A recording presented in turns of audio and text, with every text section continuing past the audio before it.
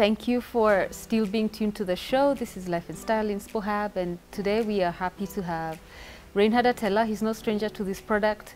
The last you heard of him, he was doing the whole boy-child conversation, and this boy-child has written incredible books. He's a motivational coach and speaker, and he's doing amazing things within the men's circles. Welcome to the program. Thank you very much, Kadri. Congratulations on your Asante new sana. book, Thank you. Wake Up, Walk Out. Wake up, walk out. And the image is this one of a bed. Eh? People have muscled their destinies in beds. Hey, you started. You look very sharp, by the way. You came ready, but we are matching a bit. The At colors, least nini nini. We're doing good. Yeah, so this is your latest book. This is the latest baby in the house. Yes. And as we always do it, Yes. hot, radiant fire. I hear that. And people, let me remind guys, this is the first book we ever discussed with Reinhard. Is God Broke? Yes. I remember being very jarred by this title. Whoa, is God broke? Yeah. And then we have now Wake Up, Walk Out. Wake up, walk out. And you just told me before we started the show there's a third one. There are actually 5 books, but I'm rolling them out little by little. Okay, but Yes. published? All published. Wow. Actually, all on Amazon. All of them? Yes. So what are the titles? There is Unleash the Hero Within. Uh-huh. There is You Can Rise Again. Oh, yeah, I I remember can't that wait one. to come and talk about that. Yeah. Amazing. Then there is 9 Lives of an Entrepreneur. I believe, like a cat, entrepreneurs should be ready for failure. Yes. Fail, but fail forward. Uh-huh. Yes. And then these two. Is Then God there's Broke? Is God Broke? And Wake Up, Walk Out. Yes. So this is the first one. This is the first book I I wrote at the remember age of this 21. story. I remember this story. Yes. You need to give people a glimpse into your story. You know, people Oh. see you looking so good and like, yeah, those are the people who are born with a silver spoon in their mouth. I wish it was. Yeah. Anyway, I was born in a family of 10. I was the 7th born in my father's family. And I lost my dad at the age of 4. So everything went from glory to grass. And we started to fight, you Yes. know. Everything started going the other way, but then I was, you know, a young boy. You were used to a good life given by this civil servant who is now gone.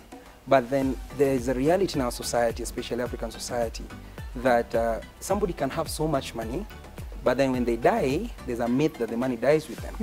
And I've talked about that in the book, Wake Up, Walk Out, because most people do not prepare succession. Yeah. So my dad did not do that. Wow. So when he died, everything went away and we went down.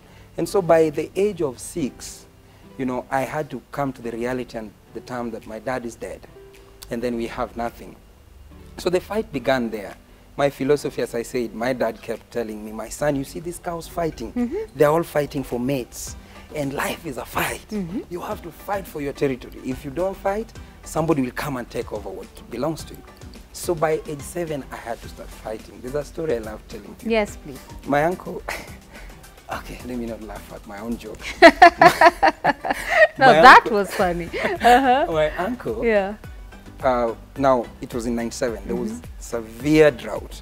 So I used to walk from people's houses looking for food.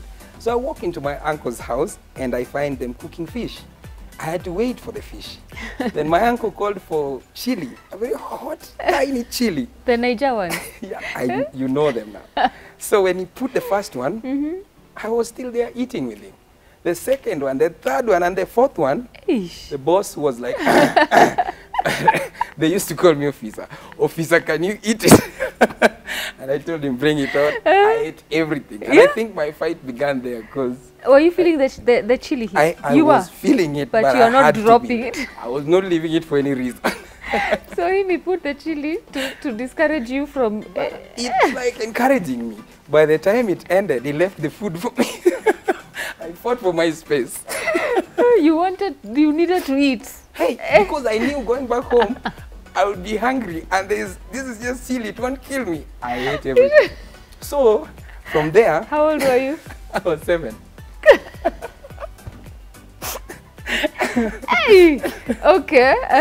So, you know, from there, actually, this uncle of mine mentioned something. Young boy, you are something else. I told him, yes, I know. So from there, I think I nurtured my fighting skills for everything. So by high school, actually finishing class 8, Yeah. I passed so well. But there was no money to take me to school. And I hated school also. So, So it worked well. You hated school, there was no money. So yeah. so when I joined Form 1, Yeah. I was taken to a day school, and I didn't like it, so I became so rude. Later on, I was moved to another school by my brother, who was working somewhere, very, very good job, but he lost the job, so he could not take care of us. And so I had to start the fight, and you know, by Form 2, I had to look for my own school fee, because my brother could not support all of us. So at some point in my life, I meet a guy. I think I've shared this story somewhere. I meet a guy who tells us, you know, we were selling clothes with my sister, hawking clothes, so that we could get some money to go back to school. And then we meet somebody who looks exactly like our father. You know? He was driving, and I'm like, he stopped, and we went to him rushing. He took all the clothes we had and gave us his card. So when we went home, we called him. He told us, come to my office. Long story short, this guy started paying for me school fee, but then he really liked me. I didn't know why. So one day he calls me to his house in Form 2, Form 3, around there. He tells me, I want you to take for me something. He gives me a very well-wrapped stuff. I dropped somewhere. So I did this several, but every time I go back, he gives me 20,000. Wow. So I didn't know why, until one day we were almost caught up by the police. That is the first time I realized this guy was trafficking cocaine with me. Whoa. In Form 2. Whoa. That changed, and I went on, you know, finished high school. I left this guy immediately, I realized. So when I finished, I think in Form 3, I came back, you know, I've lost everything. And this guy calls me again. Can you come to my house today? Because I wanted money. Oh. So because if I don't get the money, I won't pay my school fee. So he was taking advantage of your situation. Let me just go back. So when I went back, he tells me, I'm not going to take you to that risky one. I'm taking you somewhere, but this one is better. But you have to be courageous. And I told him, yeah, I am, you know. I ate chili fish when I was 7. So the dude takes me to a temple. Strange as it is. At 11:55, we leave his house, goes to a temple, and I'm told I'm supposed to be initiated into cult. So that I can be given good money, fame, and power. I got so scared. And I was like, God, you either save me here or just let me die. Yeah. You know, you're seated in this hall where there are men who are dressed so strangely, but you have to be here because you need the money. So they took me through some processes, and the last stage, I felt terrified because it was for me to drink something. Whoa. So I told them, no, I'm not ready. The guy pushed me out of the room. From where the temple was to my house, to my brother's house, was like 5 to 6 kilometers. I don't have money, I have to walk. You can imagine how I walked. Anything that passes, I ran away. But anyway, God in his divine ways pushed through with me. Every step, every hurdle, he was just passing with me all this because he needed me to have a story. I wouldn't be here today talking to you if I'd not gone through all these things. Because people run away from their story, but your story carries your glory. Love it. And that story actually is here. Yes, it's in this book, right? Yes, it's God Broke. Yeah, so tumeachia tu hapo kwa cliffhanger ndio utafute kitabu and know how, whether he got home, whether the man looked for him, etc. Okay. It's a long story. Yeah, but see where you are now. Yes. We give God all the glory. Yes, you know. You're writing. I'm writing. I'm doing a couple of businesses here and there. Now inspiring the world with my story. Yes. I'm mentoring, I think, 106 young people. Wow. And currently we launched the Mentalk Africa program where, you know, as we were talking, I was talking in the other program. Yeah. Men are losing their true identity because they have refused to identify who they really are. So in this book, it's all about knowing your truest identity. Man is not Reynard dressed on a suit and looking nice. This is the briefcase that carries Reynard. So the moment you begin to know step by step, who am I? That moment is a wake-up call, and you will wake up and nobody, not even this sailing, can stop you from rising. The moment you know, I was called for this. You know, Catherine, I can tell you this, I can talk from morning to evening without getting tired. You see? Yeah. So when man realizes that this is what I was called for, nobody can stop them. Not even the devil. Not even God, by the way. Can I be honest with you? I was reading a story that has been misquoted for a very long time. Okay. The story of the Tower of Babel. You've You've heard the story? Yes, yes, yes. They say these guys gathered together and said, let us build this thing and reach God. But even before they could start the building process, God looked and saw that man has come together, and anything they want to do, nobody will stop, not even me. So I have to shut and change You have their to life. shift things around. Yes, yes. So basically, when man finds out that this is my true potential, this is why I was born, not even God can stop you. And I think God will back you up now. Because I usually say, poverty is sin.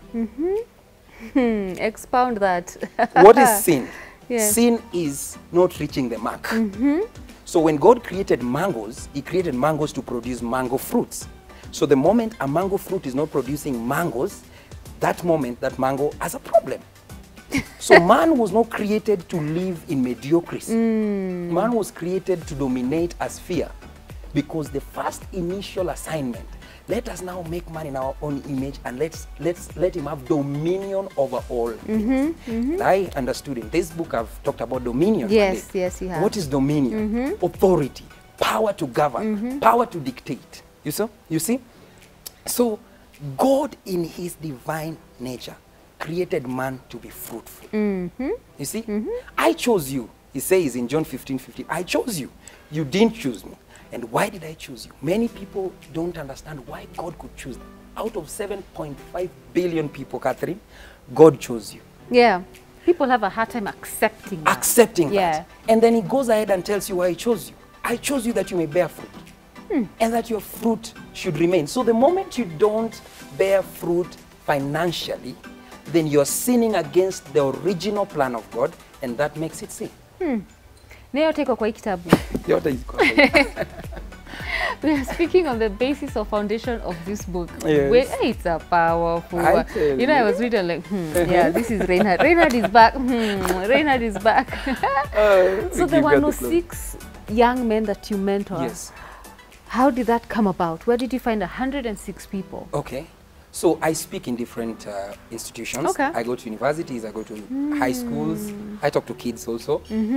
And in one of these shows that I went, one day some boy calls me and tells me, Reinhard, you know, you've at least made it. I don't count myself that I've made it, because I don't know, but I can say that if I be a son of God, I should be the richest man on earth. Yeah. Bill Gates, be ready, I'm coming. Anyway. Lion of Africa. Lion of Africa is coming for you. So when this guy put me down and started talking to me, and he's like, Reinhard, why don't you mentor the people? Tell them how you did it, because you've written these books and all that. And I was like, bro, I know I'm busy, I can't do that. You know I won't do it. What if God is saying you do it? And I was like, if God is saying I will do it. So I go back home, I go to WhatsApp and find that I've been added to a group called Lions Assembly Mentorship Program. And the person who has added me is a friend I met 4 years ago. And he's writing the exact things that we shared with him 4 years ago. And he's saying, I'm the one who has founded the group. So I'm like, no, God, this is not fair. False fire. So immediately I realized that this is a confirmation of what that guy is saying. So I went to schools. We started Lions Assembly Mentorship Program. Actually, we are coming up with what you call the Lions Club. Because I'm the Lion of Africa, I'm creating more lions in Africa so that we can take over our space. So we take over the jungle. we want to take over this jungle because that is our original responsibility. Not to sit there and sleep. Wake up, brothers and sisters. Wake up, walk out. Amazing. Yeah, so from there, my next university show was in USIU, where I also study actually. And What are you studying? I'm studying international relations. Of course. I'm doing diplomacy and foreign policy. Because I believe I'm also called in the mountain of politics. So at the right time, we are coming there to change what has been left unchanged by the people we gave the mandate. And I found out why Africa is poor. Africa is not poor because of resources. The problem with Africa is a mindset problem. There is a story I love so much of 2 kids, actually twins, who were born by a drunkard father. So one of them grew up and became a lawyer. The other one grew up and became a drunkard. When they were asked, why are you who you are, all of them gave the same answer: we were brought up by a drunkard father. So what happens to you doesn't really matter. Where you come from should not define you. Your past should not define you, it should refine you. It should make you better, not bitter. I've talked about 7 cancers in this book. One of them is bitterness and competition. People are busy, you know. So and so will not be greater than me. We have, everybody is in his assignment. Their own paths, Run your own race. See? And I don't like it when I hear people saying, I cannot help so and so, because if I help him, he will be better than me. Wait, in the exams of life, we are not taught the same subjects. We are taught different subjects. And funnily enough, you're not given lessons before exams. The journey of life, you get exams and you learn from them. The lessons come from the exams. From the exams. From the exams. Amazing. Yeah, so people fear risking, which is another problem. We find our leaders, they are poor. Most of our leaders are so poor with a lot of money.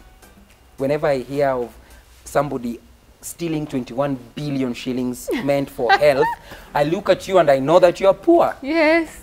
You know why you're poor? Poverty is not lack of money. Poverty is a state of mind. There are some people who have a lot of money and still very poor. But there are people who have very little, but they are at a point where they know this is what I was called to do. I will enjoy the process. And funnily enough, God knows how to reward consistency. That's true. That's I love it. So if someone wanted to be a part of your mentorship program, could you inform them how they can be a part of it? Well, Lions Assembly Mentorship Program is ongoing currently in Kenya, this part of Africa, and we would want to have it all over the world. So we are coming up with what we call the Lions Club. We are setting up a platform where you and the rest of your friends could come together.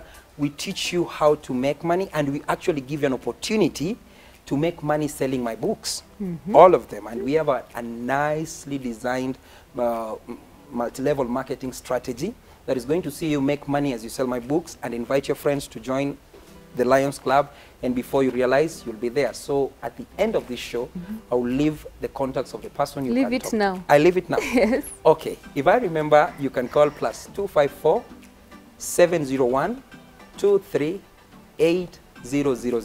He will lead you on the path to becoming the next big lion in your region. Repeat the number. +254 701 238 000. But you can also reach me. Yes. You can also reach me on +254 729 93 1532. And we are in all social media platforms. As? Personally, Prince Reynard Atela. Prince Reynard Atela. You can just type the Lion of Africa anywhere. I hope you'll find me. But also we are having the Mentor Africa program is on Facebook. It's on Twitter, on Instagram. You can follow us there. We post very interactive and powerful information that will change your life. Love it. We only have 2 minutes. Oh. But I need to touch on something you spoke about here, about being employed, how people see that as this is the, and you spend so much time telling people it is not. It is actually bondage almost. Yes. It is. It's not actually, it is bondage. The question that we need to ask ourselves is, did God create us to be employed or deployed? There's a difference. Somebody employed, you do it because you're expecting paycheck at the end of the month. But somebody deployed in any given area, you could be working for somebody but yet deployed. Deployment. So once you find that this is what I was called for, I will do this and I can die for this. And you do it even when you're not paid, and if you're paid, you just take it as a bonus. That is deployment. So the reason why we've had a lot of strikes in Kenya lately, 2016 and 2017, was because Kenyan workers want to discover their purpose, but they think they will discover it by carrying placards, we want our rights. No government was meant to make you rich. Governments are made in such a way that they need to make you wise enough to pay taxes and dumb enough to vote for them next election. Which is why you'll be running the next election. I will be running for the sake of one thing, to change the narrative. People tell me, why do you want to go into politics? You found your place, you are inspiring people. If we don't go there, okay, they tag me the fact that you are a Christian. You want to mix politics and religion. Christianity, yes. It's not true. God, number one, is a politician. God had a contention between himself and the devil, and one person was chased. The other thing is that I believe Africa, yes, Africa needs leadership. We don't need politicians. We need people, and who is a leader? I give a very simple definition. The one who knows the way, walks the way, and helps other people to walk the way. The rest are jagabonds. And on that jagabonds note, oh my goodness, you must be back. You must be back. You must be back. I can't. When is the next book out? The next book is out. Actually, the latest book will be out in April, but there are books in circulation right now that we've not talked about. You Can Rise Again. Yes. I can't wait to come back here. Okay. You will be back. Call me anytime. Lion of Africa, you'll be back. Lion of Africa must come here and roar again. And roar again. Oh, that's exactly what you've done. Thank you for your time. Thank you so much, It's always Catherine. a pleasure to have Thank you, you Reinhard. so much. Always a pleasure. It's a pleasure being invited by you guys, and KTN, you guys are amazing. Yeah. Let's do this. Let's change the world one step at a time. At a time. Yes. One step at a time, sweet Jesus. Thank you for watching KTN Life and Style this morning. It's been incredibly inspiring. What a great start to a beautiful week. I can only hope that you have gleaned from what Reinhard has spoken about, and that has given you some charge and motisha to just face anything. I mean, if a 7-year-old child could eat fish with chili Niger style, what can't you do?